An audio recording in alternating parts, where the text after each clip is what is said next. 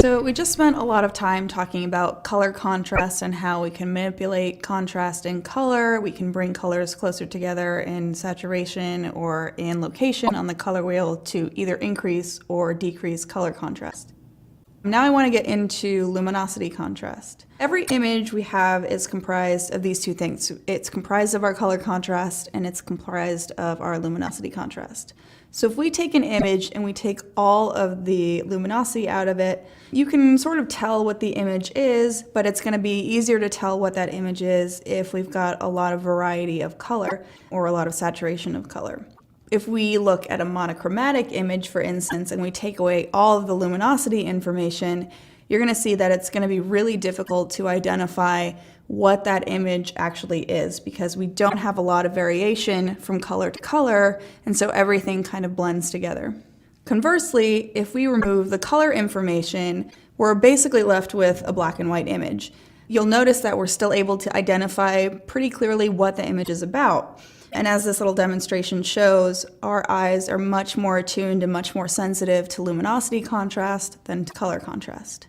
We can also affect color contrast by manipulating the luminosity of that particular color. So going back to our example of the yellow and blue, remember we talked about inherent luminosity and we talked about how our yellow is perceived as brighter than our blue. Well, if we do what we did to the previous image where we separated out our color and our luminosity, when we take luminosity out of all of this and we are just left with the color, you can see that our yellow and our blue are much closer together in luminosity. And what this does is it's basically reducing the contrast. There's not as much of a disparity between the two colors, and it's going to be a little bit easier transition on the eye going from one color to another. So we haven't changed the location of the color on the color wheel, we haven't changed the saturation of these colors directly, but what we have done, if you remember back to that saturation luminosity graph, is we've affected the inherent luminosity of these colors. And so we're actually decreasing saturation of our yellow and of our blue, and when we decrease saturation, we're also decreasing contrast. There are no real rules as far as balance of luminosity. So in other words, unlike color where we need to have equal balance spatially, for luminosity we don't necessarily need to have equal parts white and black to make an image believable and to make it pleasing to the eye.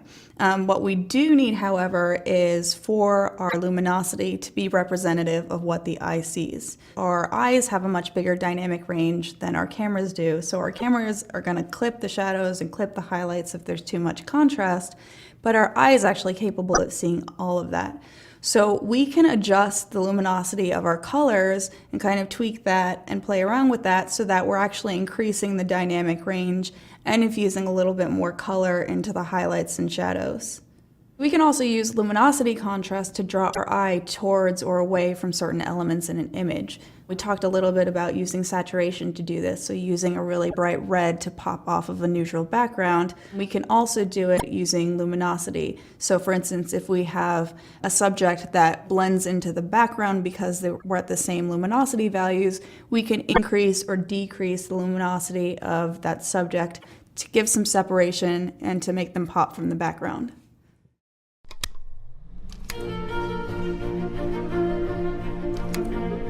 Red is the color of our blood, hot and fast-flowing.